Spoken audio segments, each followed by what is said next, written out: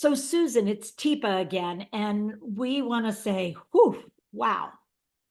We last finished, you had discovered that your husband um had dementia, and he Yeah. had a young onset dementia, and it took pretty much every resource you could come up with to get it looked at and investigated. And it did not come quickly or easily, but that he has frontal temporal dementia. Most likely. Yeah, with a significant shift in language skills, having been a lawyer for international law, um, and a significant loss of drive and energy to go do things, apathy, um, and an inability to sequence through things and find his way places and find his way back. Well, actually, in fact, that we didn't lose. I don't know if we ever truly lost that, meaning he could leave the house and he would leave the house with accompaniment. Uh-huh. But like sometimes I would get calls from neighbors saying, we just saw your husband in the park and he was heading in the opposite direction of your home. Now I knew that he was with a caregiver. Ah. So I really loved giving him that freedom. And the reality is he wasn't an escape artist. He never No, was. no, yeah, because you Um, didn't and create a prison. right, we You didn't did create a not prison. create the Right. prison. When he wanted to leave, he left. When he wanted to go out, Mhm. he went out because going out for a walk is great. But he really, I think he did have a sense of direction and awareness of where home was. Now, again, we live in a pretty small town. We live in a really small town, and I think by the time he got to the point where I had real concerns, would he be able to find his way back? He was always accompanied. Okay, so So that we didn't didn't test actually, that. yeah. I remember, I thought in the last session, there was a time when he did not figure out how to take the trains back. No, that was a timing issue. That was That was timing. just Okay, so it's that was a time, not timing issue. place. There were no more trains. Really Work important. work Yeah. took so many hours into the late night. We were out of trains, and the only transportation left was me driving the half hour, 40 minutes into the city to pick him up and Got it. bring him home. That was the issue. Okay, so that's my misremembering, not exactly, but that's still hippocampal, and he could not keep up with passage of time. Oh, for sure not. And for sure not. And I would tell you the two big issues that really hit it. The first big issue was behavioral. Just a complete lack of concern for anything and anyone, often himself, but certainly anybody outside of his own self. Yeah, And then we lost language. yeah, And okay. I say So we because it's a loss to all of us. all of you. So when you say you lost language, what were the first things? I mean, many times I find it's nouns. I'm curious about what were his first loss of words, names of things. Well, interesting, now that you're pushing me on this, I will tell you the first thing that was language funky, language different, was an extraordinary amount of language. He talked nonstop. He talked absolutely nonstop, about 20 hours a day, until I actually, and it didn't really matter what words were coming out. It didn't matter what the subject matter. It didn't matter what the words were. I got to a point where it was either I was going to be incredibly frustrated or I was going to have to package this somewhere. And just, I guess my personality was, it's silly to waste frustration on things that are way beyond my control or ability to change. And so instead I put his experience into a mathematic formula. And I surveyed our children and I asked them how many words they thought the average adult human would use in a given hour when they were awake, just a general number. Uh-huh. I took those opinions, which were guesses. I mean, they're not based on anything. And I found the average. And then I figured he would have X number if he lived the average life expectancy of an adult male where we live was however many years it was. And I did all of that math, not so complicated math, but I used a calculator. And then I divided it by his current age. I figured out how many words he had left based on his anticipated life expectancy. Mhm. We figured he had to get in all these words in a really short number of Wow. years. Wow. And it just sort of put a different perspective on, he got to use up he was born and granted X number of words in a lifetime, and he was, darn it, he was going to use them up. Use them. And being And a then he lawyer, stopped. that makes good sense. I mean, he would have a lot of words. He used words his whole He life. loved words. He Yeah. loved reading words and writing words and speaking Yeah. words. Yeah. So that was the first really Wow. significant change that impacted the rest of us. Okay, so he had fluency. So he had verbal fluency, but not content that like made a lot of sense. No, I and, think and we that's right. lost content, even while he still had fluency. Yeah, and so was he having a conversation with you all, or was he just sharing words like a lawyer talks to a jury, just talks out Not even, loud? I don't think that, I don't think there was that much comprehensible language. Okay. But sometimes in conversation, and often, I don't know, maybe he was conversing with something or someone else or with himself. It You're didn't not matter. sure, but he The did kicker have a is, rhythm there was a rhythm to it. You could hear questions in it, you could hear answers in it, you could hear thoughts in it. You could hear him expressing himself. right, but I don't remember. I mean, again, this is a long time ago in a journey that sometimes is measured in 10-minute increments. But what I don't remember is his necessarily waiting for response. Yeah, no, Like, I would have said like it would be like, so did you want something to eat? Oh, I did think I might have something. I was wondering about all that. Now, the phenomena of the car, but that was yeah, something. and that book, did somebody take my book? Like, yeah, and I was in the middle of something, and I want to go change my shirt, and I think I'm gonna go take a walk. Yeah, it would be It all was just kinds of there. stuff just Yeah, scattered in. Did yeah. he ever approach you though episodically and need something and know he needed something from you and sort of give you word salad, but it was there or not? Oh, I can tell you, I think there were probably years that my sense was he was trying to communicate something specific, Mhm. and darned if I had a clue Okay. what it was. And Yeah. often I felt like by the time, like I could see him searching Yeah. somewhere in there, it's there. And by the time he would figure out what it was that he wanted to communicate, it was gone. It was gone. It was gone. And that came a little bit later. Mhm. But we had a lot of that covered a long stretch of time. Yeah. Yeah. During that time, how did you structure the day and your lives? Because now he's lost his job. Like fortunately they're not suing you for things that happened. Well, yeah, like while he was still trying to do his job. Because that all can Could happen have and what happened for didn't. sure. Could have. And you started getting some support online here. You started recognizing I need support. I'm going to need some help Yeah. here. So during this phase where it was post-diagnosis, but pre-putting a life together, what happened during that Well, time? he still had a fair amount of independence in those first early years. Again, his job was a supremely intellectually word-based career path.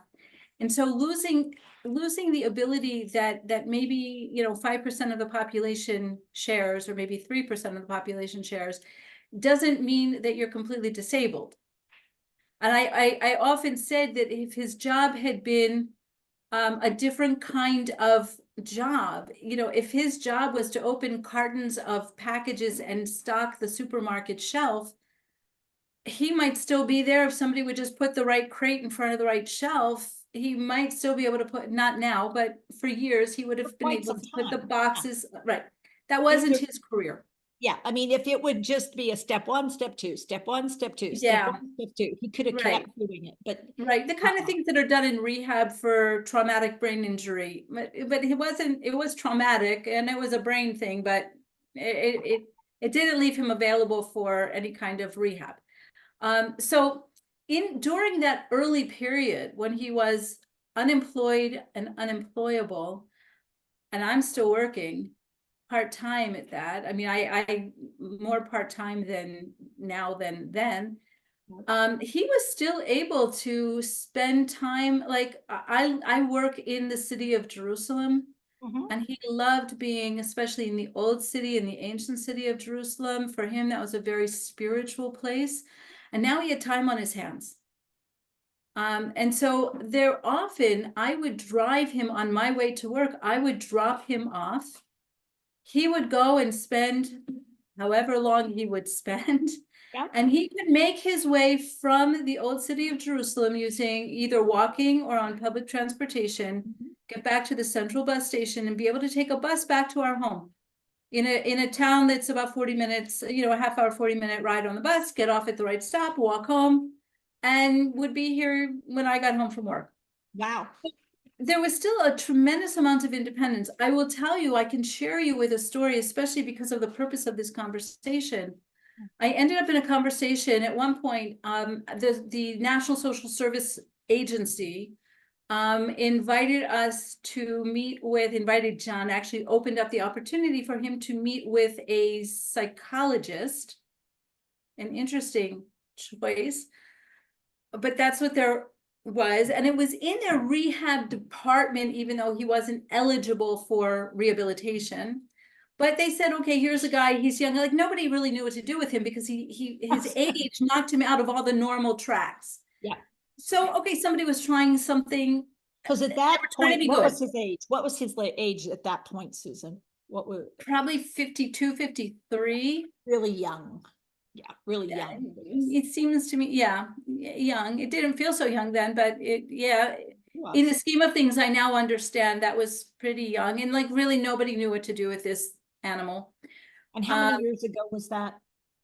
he's now 64, so 11, 12 years ago. 12 years ago, because our understanding of FTD 12 years ago was also very limited. Even people who were doing expert work in it, it was Right. still in its infancy. And again, I'm in a minuscule population. Yeah.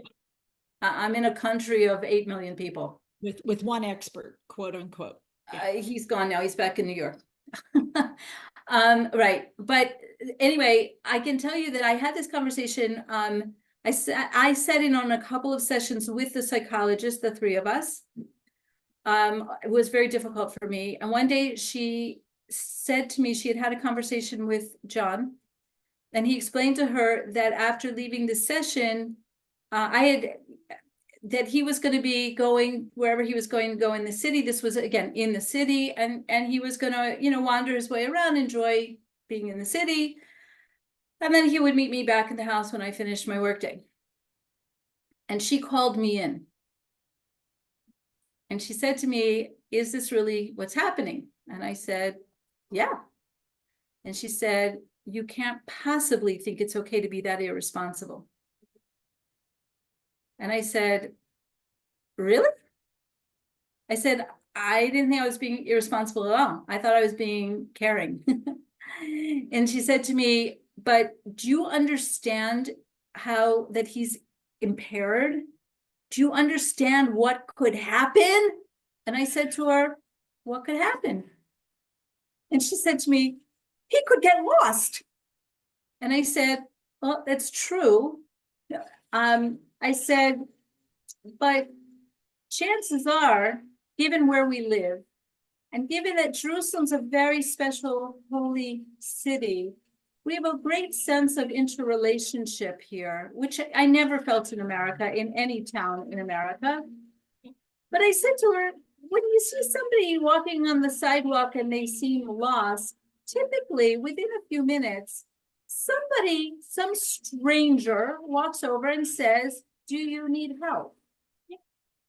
And he might or might not be able to answer, But again, we're in the modern world. A person who's looking to help somebody who they think might be having a medical episode, it could be any number of things, would probably see the cell phone in a pocket and would pick it up, and everybody knows you put a 1 in front of the name of whatever, right? And they would call me. And she said to me, "Are you serious?" And I said, "Yeah." And she said, "But what if he fell?" And I said, "Well, I guess the same thing would happen like if I fell.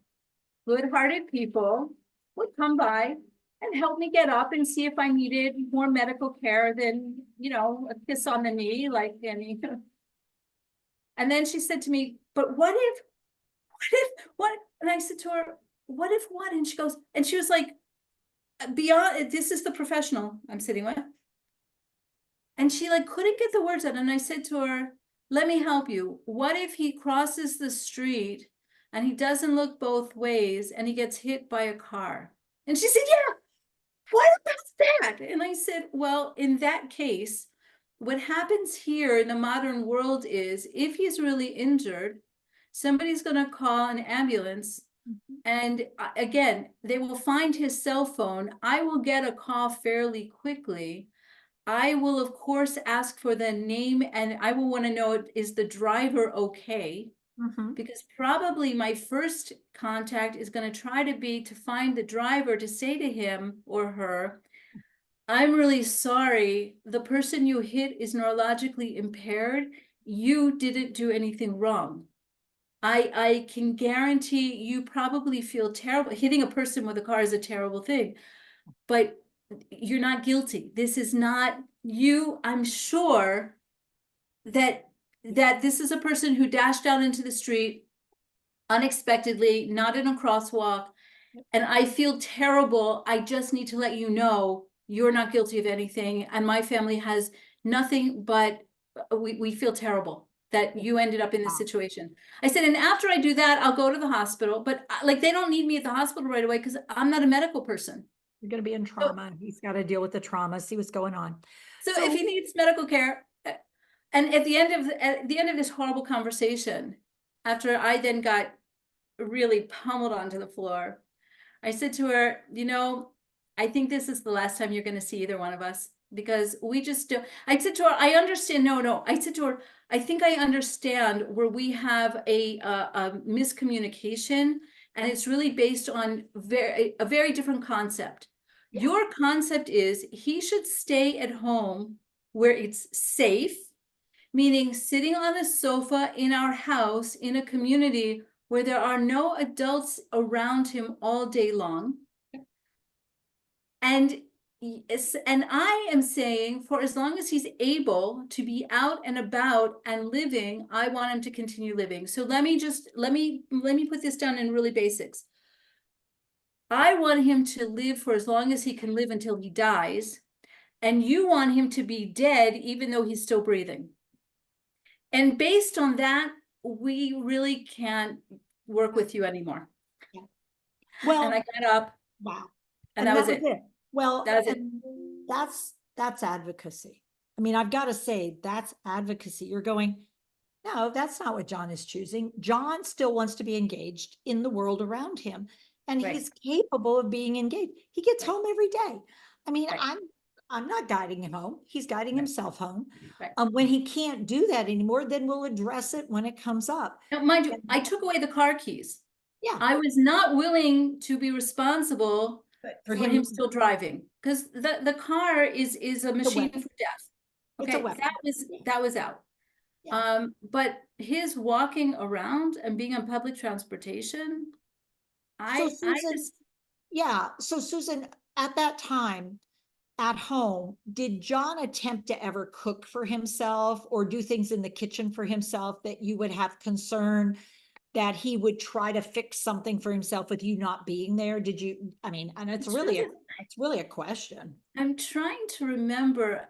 Layer onto this, John has had type 1 diabetes since he was 28 years old, 27 years, Wow. 27 years Okay. old. Wow. Okay. Okay. So food here, once he became neurologically impaired, became even more of an issue because food here is basically medicine. We balance carbohydrates and insulin. And I'm trying to remember, I mean, John always loved cooking. We were a family that cooked together, all of us.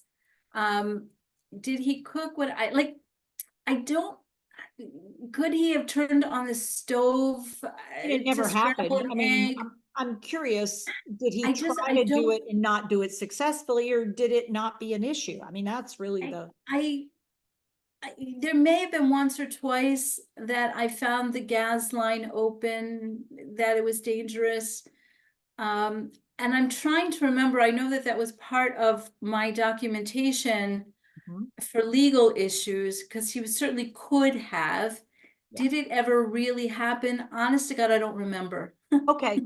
I mean, it was a curiosity because you were very thoughtful about if he goes out, then this, then that, not this, not that. And so in the home, I'm thinking there were similar kinds of shifts that you were making, whether it was in your head or in fact. Yeah, I Was mean, sharp knives to cut vegetables, sure. I mean, for as long as he was, as long as he's able to involved do in it, food and then with guidance, preparation. if you showed him and then he could do it, that's fine. Yeah, The thing yeah, that usually I find is sometimes people turn something on and then they forget about it. And that's the which trickiest part. could And have with happened. MPD, it's Yeah, I hard to mean, say. It's just the I, sequencing. You put the yeah, pot on and then you go, oh, look. It's like, and I'm gone. And yeah, yeah. I honestly, I just don't, I know that that could oh, have that's happened. wrong. Yeah. It definitely could have happened. I don't remember. I mean, the house never burnt down. Right. Yeah. I mean, it's not something you remember as a trauma. So, Right. okay. So, and do you have weapons in the house? We actually do not. Okay. We would have, the process here, because of where we live, we were eligible for Right. weapons for Yeah. personal security. And the process here involves going to our family doctor to get a form to say that we are healthy and whole and da da da Uh-huh. da. And we'd actually both gone to the range and had trained, Uh-huh. thinking we were good in our community because we didn't have little kids in the house. Many of our neighbors do, and they still have handguns in the house because of where we live. Yep. I remember at one point, and we never got to that point. We hadn't been here that long before the disability Okay. started.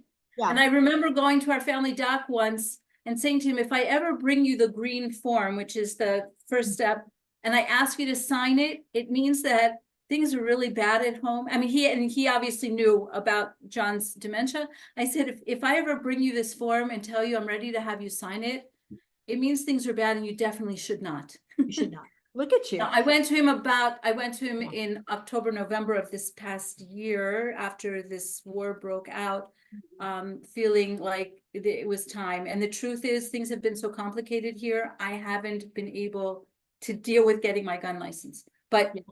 Yeah. at this point, John's not mobile. He's not able He's not to get able to get up to and move and do things. it. So, It's no yeah, longer a there would have dangerous been house. that in between time. So, Cars and guns get protected the same way in this country. People who have if there's a concern about a neurological impairment, medical personnel are required okay. to So relay that's that taken to. out of your venue. You don't have to make that choice. The choice is made, and we're not Yeah, doing. in the So, ideal world, when everything is working the way it should. well, so now we're at a place where it's interesting to me, for John, talk about some of the family dynamics that were going on during this, because your kids were at that time. Where were the kids? Because they were, Our youngest was in high school. yep, Our older two were post high school, doing national service and then doing university. Coming, they were never really living, the older ones were never living here full time.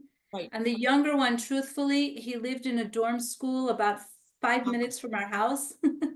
And that had started before the diagnosis. And it Yeah, had started because he was new in the country and it was a new language and new culture. and he was And being in a dorm environment was where he was going to acclimate to his new really life. feeling, yeah, yeah, And it turned out being really helpful because he had his own space and he was home much less than he would have been in a more typical, teenager living at home So situation. the biggest, I mean, I'm trying to sort through all this because this is a lot of good data. But what I hear is that John still had his days occupied with John stuff. He was out looking at things, seeing things, exploring things, seeing the world. For Um, a couple of years, for a yeah, for a year or couple years so, during that not time, you were working, he was doing his thing. And it wasn't like you needed caregivers or carers around John a lot at that time. not Because in he the was still, beginning. yeah, Although it wasn't so long. I mean, maybe he had a year of independence, okay, fill your day, yeah, until I felt like it was just very empty. It was part of it is I did want to keep tabs on him, uh-huh. and whether You it's because got I'm a more control freak or not. concerned that you weren't sure what he was doing, where he was going.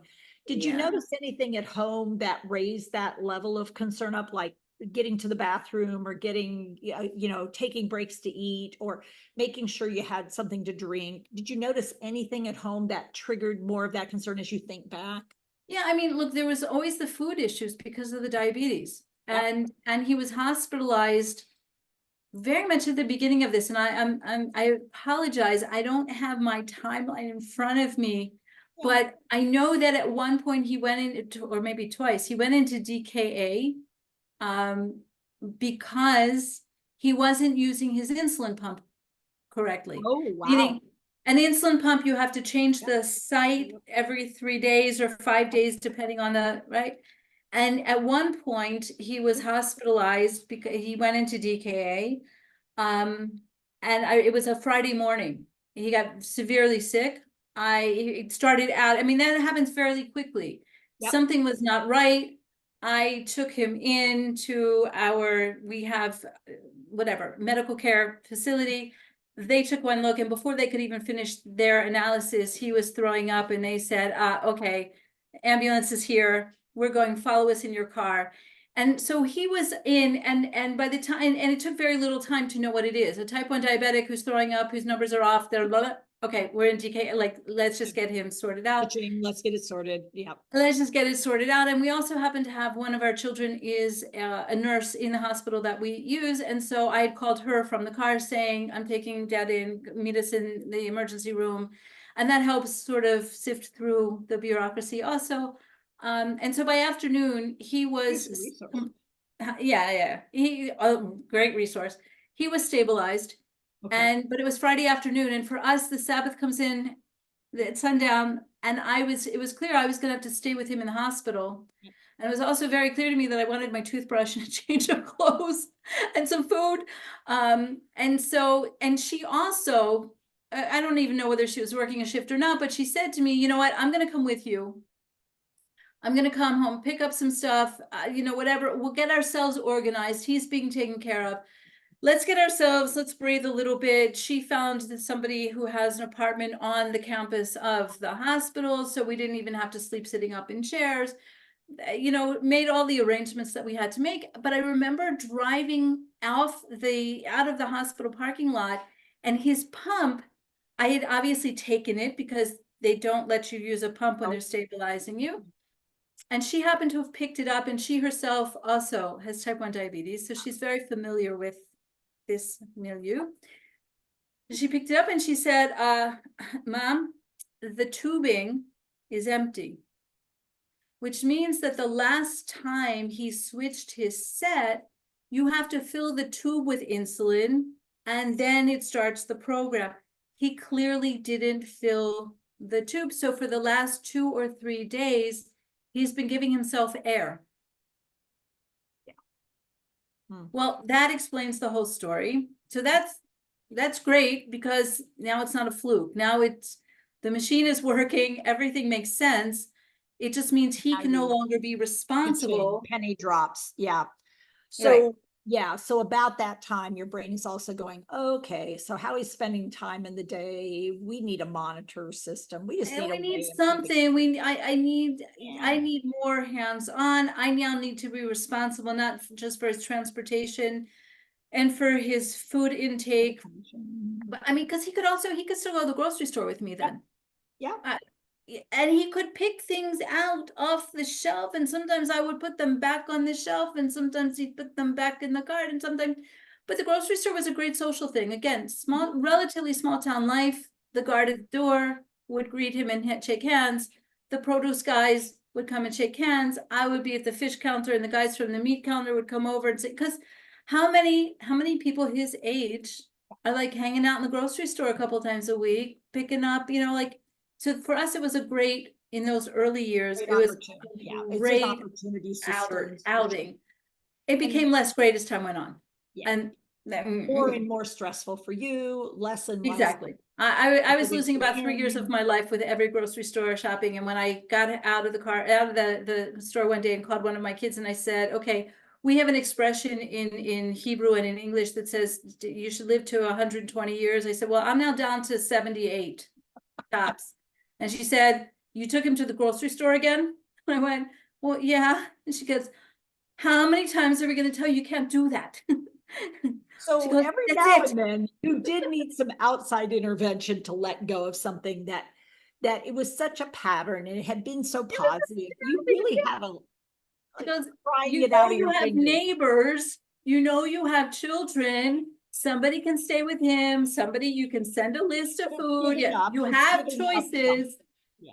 You cannot take a father to the grocery store with you anymore. Done. Good. So anyway, but he was still, I mean, again, what could he do? He could still do lots of things. I got him involved in all kinds of arts and crafts things that had never been part of his life, ever. Well, with But the he, loss of language, though, his visual things might have been a little more, he might have been a little more visually oriented than he ever had been before, because language is, maybe he was still walking around with books all the time and still opening books and maybe still reading. yeah. Maybe with comprehension. I don't know, but books were tremendous comfort for him and a huge activity. Well, it's a prop. It's a prop that lets me know I'm still me. And making my finger in my eyes, did you watch him Sometimes tracking on occasion? I will tell you, Teepa, one of the most amazing things that happened that really messed my head up was about, it's now 3 or 3.5 years ago, and by now we have a full-time live-in caregiver, and we had several on the way to getting to our fantastic caregiver whom we have today. I came home from probably from the office one day, and the caregiver said to me, I have to tell you, something happened here today that I'm still getting over.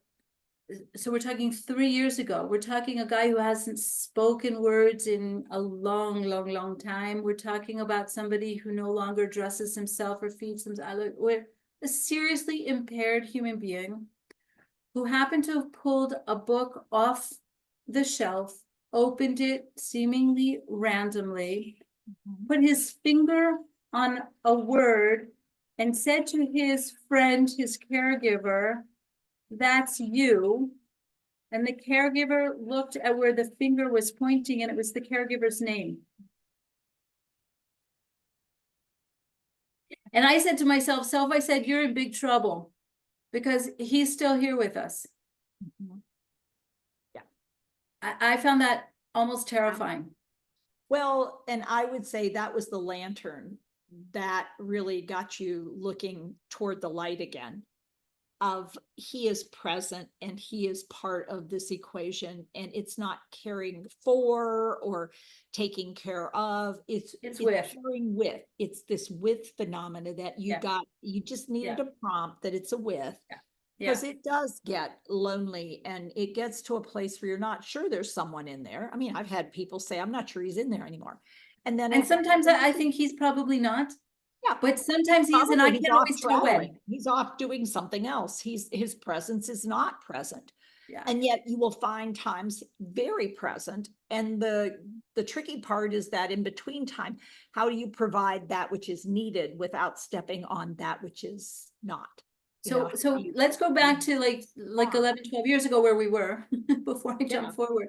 At the same time, I found programs for him. I began to find a series of programs for him that were established for people with cognitive decline, with dementia, Old people.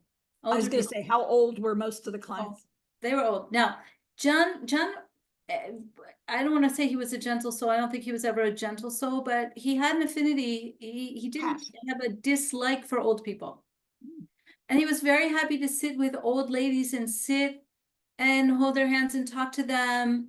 And that, like, for a while, that was okay. I had some problems with it because the staff there would talk to him about his volunteer role there, as in they wouldn't acknowledge that he was there as a participant because they were so uncomfortable.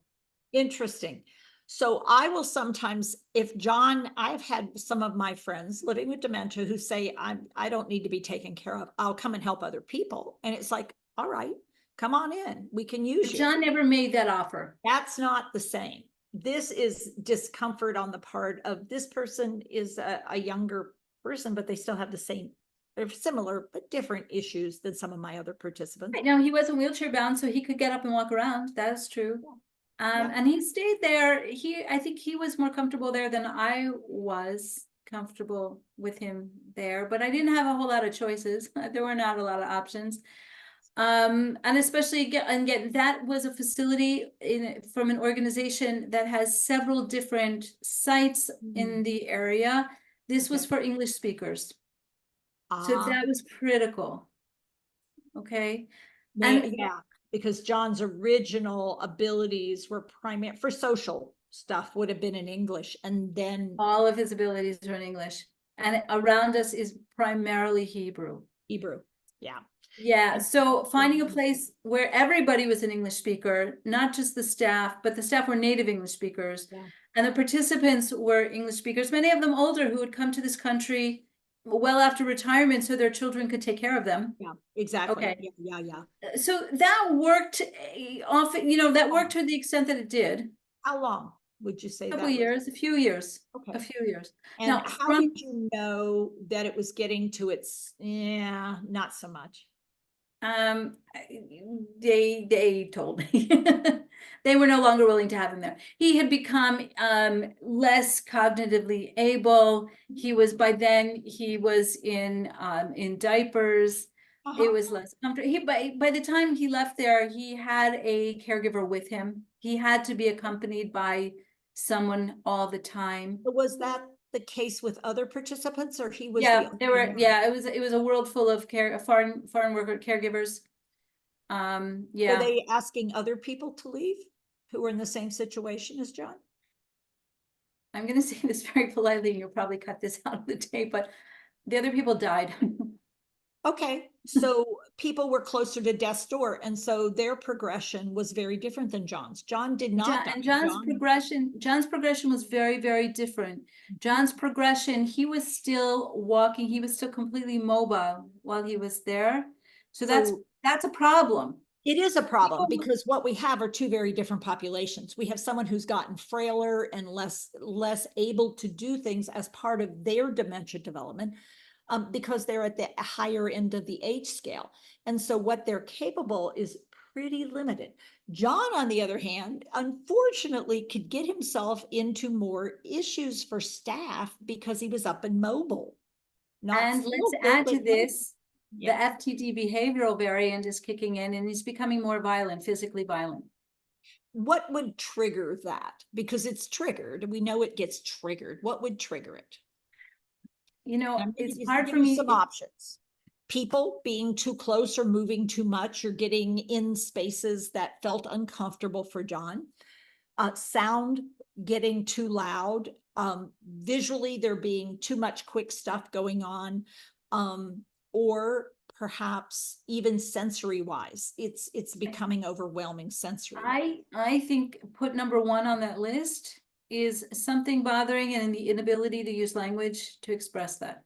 How's that? Okay, so his What was inability the to connect thing? and communicate. Yeah. Yeah, I honestly, I don't know. I was not the person who was usually, I was only with him when the caregiver was off or when, and we didn't have fantastic caregivers in those days also, so they weren't intervening to Right. say, The buy-in. back off, I'll take care of, and it wasn't a facility that was willing to say, like, even though I gave permissions, I would say, you know what, let his caregiver take him out for a walk. They And couldn't they do, go, they we wouldn't can't do that. Yeah. Familiar with that. Yeah, we got to keep them safe. It's like, well, it's not safe for anybody if we do this. And I would say to them, like, let me sign off on all kinds of waivers, because if something happens, or like, if he gets hit by that car when he's with the caregiver that whom I pay, yeah, I'll live with that. yeah. I mean, that'll be my we burden to carry, not yours. right, Yeah. but I understand the legal issues involved, and so anyway, that was limiting. I will tell you, in that space, there were some fantastic professionals. There were some really, really committed, fantastic professionals whom I to this day very much respect. And there were some who weren't. And so some people were in it because of all the right reasons, and they really were learning more about the human beings that they were supporting and They serving. were seeing the human beings. They were actually able to engage with human beings. And Yeah. others, it was a job, and they were moving Yeah. bodies around. Yeah. And But one of the professionals I met there was a social worker who would come and do, who would give classes in Jewish subjects with the more able population, that did not really include John, but she was intrigued. She happened to be a social worker who was very intrigued by the whole young onset thing. And over time had become, even then, had developed something of some background working with young onset. And we sort of hit it off, and over the years created a couple programs together, she and I, to meet the needs of this specific population. And so after John got kicked out of that facility, we kind of put our heads together, and within the same organization, we went to the organization and said, how about if we create a program just for people with young onset, and it's going to look very different. And we created a program that I think still exists today. Ultimately, we got kicked out, and she left, and we got kicked out. We've been kicked out of lots of really lovely places. But that program was so different that, for instance, like I said to her, people in this building, because it was a building owned by the organization, and they had groups of all kinds of different languages and different ages and different ability levels. And then there was our group in our room. And I said, they get the most disgusting lunch delivered, like totally institutional food that's high carb because it's cheap. What would happen if one of the activities on a daily basis is whenever, and it wasn't a daily program, it was like twice a week or 3 times a week, I don't even remember anymore. What if one of the main focuses of the day is making lunch? Yep. So we brought in vegetables that could be cut to be made into salad. Sometimes she would pre-prepare dough that could be made into rolls, and there was an oven that we had access to. Main courses we could manage, simple stuff. I mean, there's nothing wrong with tuna fish and salad for lunch. It doesn't have to be chicken and potatoes and like breaded whatever and whatever. So we did have to sneak sharp knives in, by the way. Of course you did, because heaven knows if people can't be safe. They could get cut. They could cut themselves. Everybody's going to get stabbed. Everybody's going to get cut. But you can't cut a carrot with a dull knife. No, you can't. No, you can't. And grating will cut more knuckles than a knife, So what I hear you talking about, Susan, is the kind of programs that we believe strongly in, which is engage the person in life. Let's live life.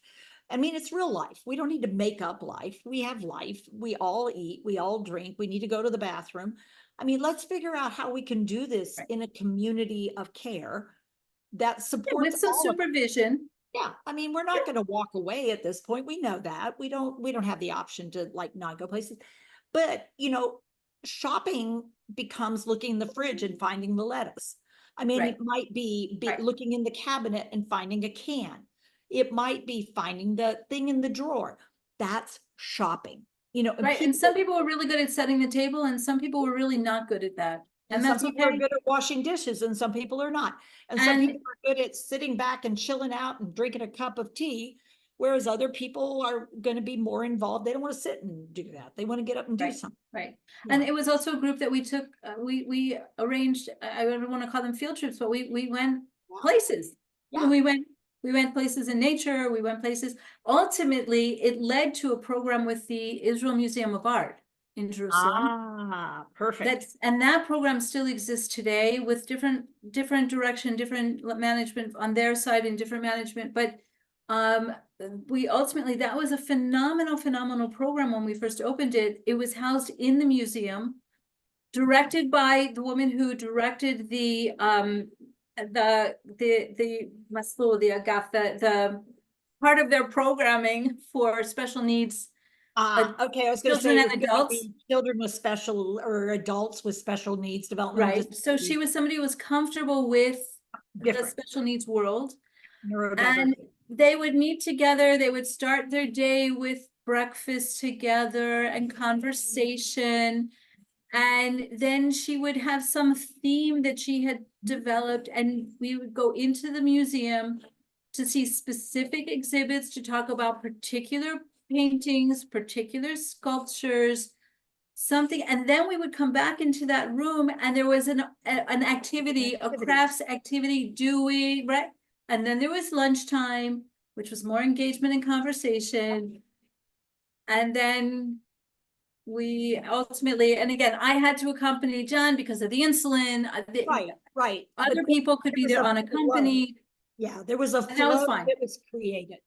And that flow made a difference, not just for John, but for you. I mean, yes, you had to be with him, but there was purpose, there was value, there was There were also other people in my life. yeah. And The so you security had people guards in the you could museum talk. knew me and would greet us graciously whenever we walked in. In fact, once he was no longer appropriate for the program, which is fair, not every program is appropriate for everyone. The security guards were the ones who said to me, "Don't stop coming here. Don't stop bringing him." And the truth is, it's a fairly expensive museum, and they would say to me, "No, when you come, you'll come here. Doors open. Doors always open for you guys." Yeah. And for the next couple of years, I would take John independently on days that they weren't having the Right. program Nice. to wander through the museum. Yeah. And because there was a familiar pattern to it, a familiar place and a familiar rhythm. And I could tell you to this day, the pictures that he gravitated to. Yeah. And because now that becomes something for you to hold on to. Yep. And you to be aware of, and you to have in your heart, and you to have and why those pictures were always a puzzle to me. I saw nothing in the particular art pieces that totally grabbed him. And I remember saying to some of the professionals in the field, "Tell me why this is even museum worthy." Like, I don't get it. But he not allowed to be in charge of the museum displays, obviously, Susan. I think we've established that. but again, it was another episode of John as human. Likes, dislikes, and not the same as his wife. No, Right? John is John. I mean, John and is your job is to support John here. And then if right. you want to go to the museum another time, we got to figure out who could be with John if you want to go. That's right. That's right. But probably you have other things you would like to do. There were other things. Oh, Teepa, this light thing. So anyway, so we found programs like that. Yeah. One after the next, he sort of graduated from programs, and he would get kicked out by people who may have been well-meaning. They might have been, but nobody. It was at the end of the day, I can tell you, it was always because there was discomfort, that he was still more physically able-bodied than the people around him, and there's a control. I'm going to use a word, Susan. I want you to tell me whether I'm right. They were a little scared of him. I'm telling you, it was a control issue. They were scared. They could not control him. And they were used to a population. When you say what to do with him, and if they couldn't figure out what to do with him, he didn't belong there. Right. If they were scared of him and they didn't know what to do with him, he didn't really belong there. Right. And I fought the fight for a long time, saying, could you make this person centered? Could you just look at John and look at him and figure out what would be good for him? And the answer was, it came out, they never said it, but the answer was no. Yeah. No, I mean, here's our box. John needs to either fit within the frame of this box or he doesn't fit here. It's Right. easier to say no to John than it is to change our box structure. Yeah. Yeah. Okay. Yeah, So- and again, part of me respects that. We're limited in staff, we've got budgetary issues. But it doesn't answer the Although, question of where does John belong then? well, that begs the question, and the truth is, the place I have the biggest issue with it is the last place that he was, which was a program that was in our municipality, which is beyond my own community, but several, a dozen communities together, one municipality. And I fought with them for about 8 months, a really small program, a really, really small program of maybe altogether 30 people with dementia identified from a dozen and a half communities. Again, old, although John ended up in a room with 7 or 8 people, really impaired, not able, the people that I always refer to, that they can't throw the ball back. Yeah. Like, and if Yeah. you can't throw the ball back, okay, That so, ability to do that other side of the equation. Yeah. right, so by the end of, John was the first person they were trying to dislodge from his place, and they would say things to me like, he's been with us for 7 years, and I go, yeah. And they'd say, well, he was with us even when he was violent and it was hard and he would make loud noise and he would scare the older people. And I'd say, yeah, but now he's sitting in a wheelchair, he doesn't make noise. What's the problem? Like, do you need the Scared the old space for people. somebody Now else? he's in the other side of the equation. So what's the Right, problem? so what's the problem? And they'd say, well, it's not good for him here because, there's no communication. And I'd say, well, can I bring in a professional to teach you guys about communication? Like, I could give you the workshop, but you don't want to hear it from me. I'm not a professional in the field. Yeah. I'll bring somebody in and they go, you don't think we're professionals? Well, You're you telling said me that it to me, but doesn't no, you are communicate, and professionals, you get paid, but maybe you don't have this skill level. Yeah. I ended up going in and videotaping John sitting in his wheelchair next to somebody else in a wheelchair, where they had the music in the center of the room with all the more able-bodied people, and the 6 wheelchairs lined up around the perimeter of the room. And I was just sitting there videotaping, thinking any day they should come to me and say, you can't take pictures here because you might be taking pictures of other people, but that didn't happen. And I was sitting there and I watched as John picked his hand up off of his lap and put it on the leg of the guy sitting next to him. Now, I happen to know that person and his wife. She's in a support group that I opened up in my home. And I actually didn't think she would be bothered by it. And I didn't think he would be bothered by it because there was nothing inappropriate about somebody putting a hand on the knee of somebody else. It was called human interaction. Yeah. And so when they said to me, he's not communicating, I said, well, actually, here's the picture. He was communicating a lot. He was saying, let me be in contact with you. Yeah. And then he was in contact with the person sitting next to him. And you all could facilitate that kind of if you would just recognize the communication. When he makes eye contact, he's communicating. That he doesn't throw the ball back, I really don't care, because he's not up for a major league post anyway. He's too old for baseball. Like, and that's not important. But what is important is that he's here, that twice a week he gets out of our house. He's out of isolation. He hears other sounds, sees other people, smells other smells. Even if he's sitting and you can't perceive that he is interactive, I'm not convinced he isn't interactive. So can he just take up airspace? And mind you, I'm paying for this. Right. Yeah. So it's not a free service that, they're doing. You're asking, I can continue to pay for my husband to come and be present. Yeah. And ultimately the day after 8 months of back and forth and me bringing in our social worker and a PT, because they told me he could get pressure sores sitting in the wheelchair for so long. And I said, but he sits in the wheelchair the same number of hours, whether he's sitting in his house or he's sitting in your, and Good. You're right. He could. Yeah. he could. Lots And of I things said, but could happen. he happens to be a person whose body gets looked at least 3 times a day by usually 2 of us. I would be the first one to see a pressure sore or his caregiver, and you would never because he's always clothed. So it's not your problem. Right, Yeah, yeah. you can't see it. Anyway, I lost the battle finally after 8 months of arguing. When I realized that I could no longer, because the conversations that had happened amongst the professionals, it was very clear to me, not only do they not love him here, they don't want him here. They don't want him. And I finally, my last conversation with them was, I went to the supervisor of the supervisor and all the levels down. I said, I need a meeting because I need you to hear me. And I walked in and I said, I'm not here to beg a place. I don't want you to keep, he's not coming back to you ever.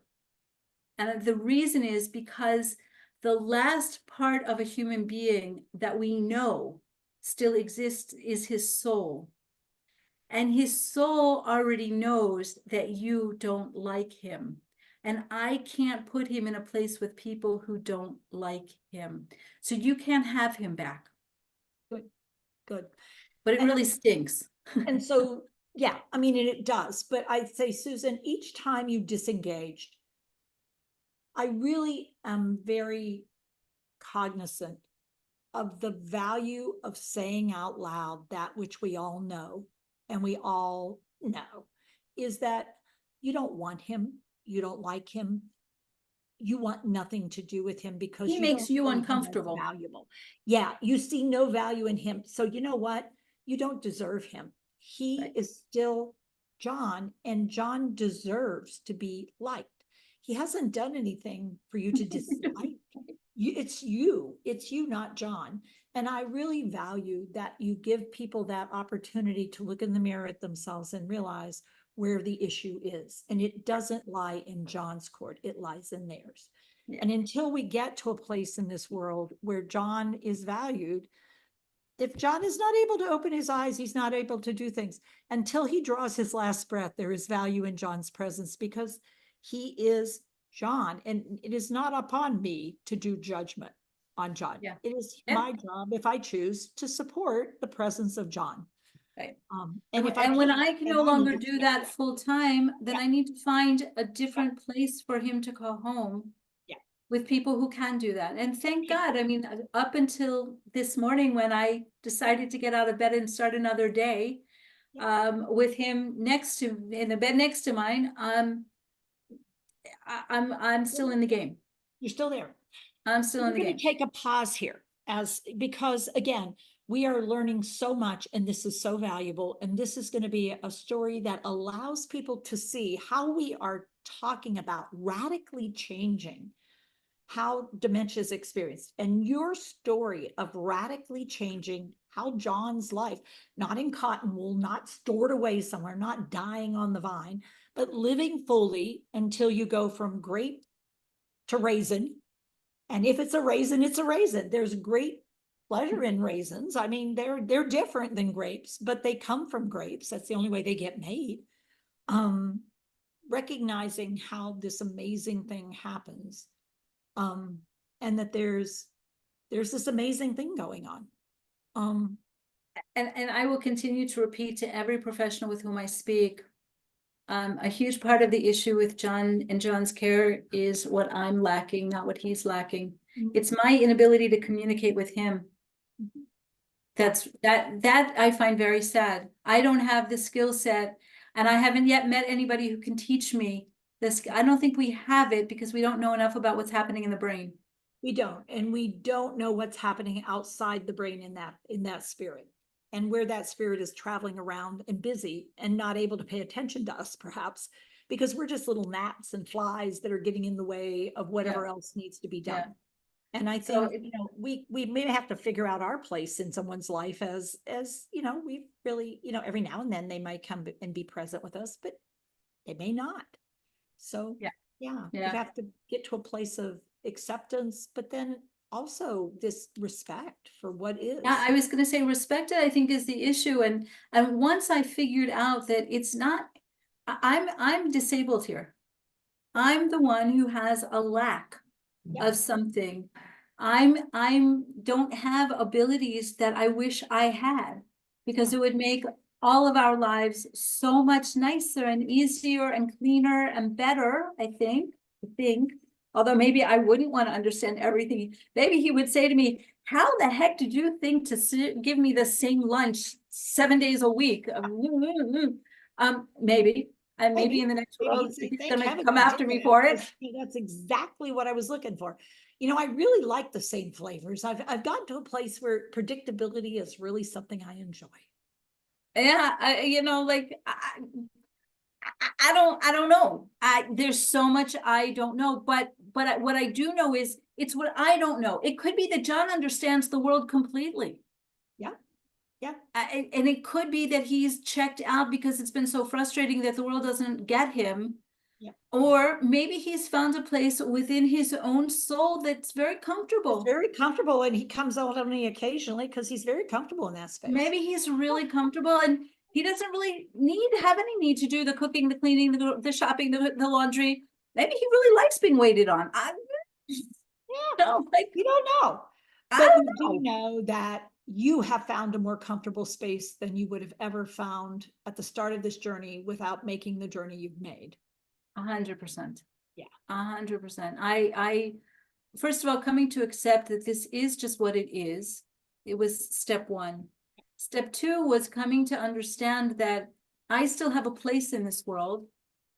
And I'm allowed to make decisions that are in my best interest, even at times when they might not be in John's best interest. Yeah, but they're together. It's a combo impact. It's not a one or other. Yeah, and it's not just because if I'm more rested, I'll be a better caregiver. It's because sometimes I just decide, like right now, that I'm sitting talking with you, which I find a pleasure, but John is upstairs with his caregiver, and it's an hour that I'm not at work. Yeah.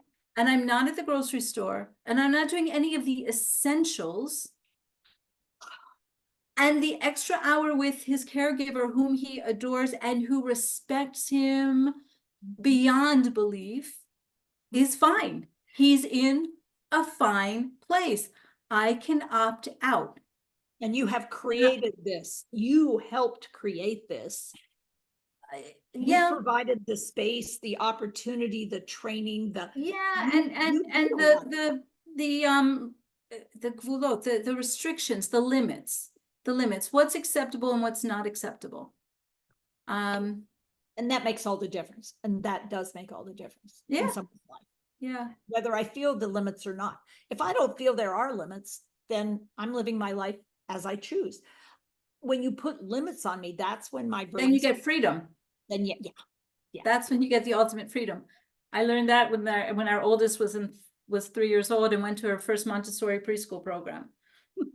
and the director said, "Parents, I'm here to tell you, if you put limits, the stricter the limits, so the kids know what's within the frame, everything in the frame gives them total freedom. And they know if they get to the edge of the frame, they're testing. And if they get outside the frame, uh-oh. But within the frame, total freedom." Yeah. Yeah. So that's also, I mean, I have set up systems. Yeah. Sometimes that rely on my kids, on my grandchildren, to minor extent, but that bring pieces. We have a 1.5-year-old, almost 2-year-old grandson who almost every day asks his parents to make a video call to me. Yep. And I answer the phone because I'm the only one who answers the phone. And then he will say, "Where's Grandpa?" He wants to see a man whom he has never heard. The child is not yet 2 years old. He was born into a family with a severely impaired grandfather. He has never seen his grandfather other than in a wheelchair or on his bed. But it's Grandpa. But that's his grandpa, and he wants to see him and he wants to talk to him. He has learned he calls him Saba, which is the Hebrew for grandfather. He wants to see Saba. And I hold the phone so he can see Saba. And sometimes Saba looks into the phone, and often Saba doesn't look into the phone, and that's all okay. Yeah. Because the 1.5-year-old isn't demanding the attention of his grandfather. Creating an opportunity. It's creating the opportunity. If it happens, it happens, but I'm not even sure that that's what he needs. He needs to see, not necessarily to be seen. You got it. That's exactly. And what that's that- where all of our kids, and the truth is, it's where our neighbors are as well. Our neighbors know they can come by and say hi without any expectation of a reply. Yep. And if you have to expect a reply, please don't stop Don't over. Don't come. Don't come. It'll be And I've said disappointing to for you. people, I Yeah. say to people when they say, I really wish I so want to come, I want to spend some time with John, but it just makes me, and I go, you know what? His soul will know that you're uncomfortable. Don't come. If you find in the next months, years, whenever, that you've sort of gotten past that and you can be comfortable in his presence, our door is literally always, almost always open. It's always unlocked. It's almost Yeah. always open. Yeah. Stop by. Yeah. But Please do. until then, Don't do it. not good. Not good Don't for do you, it. not good for him, Yeah. And not good for you. and not good for me.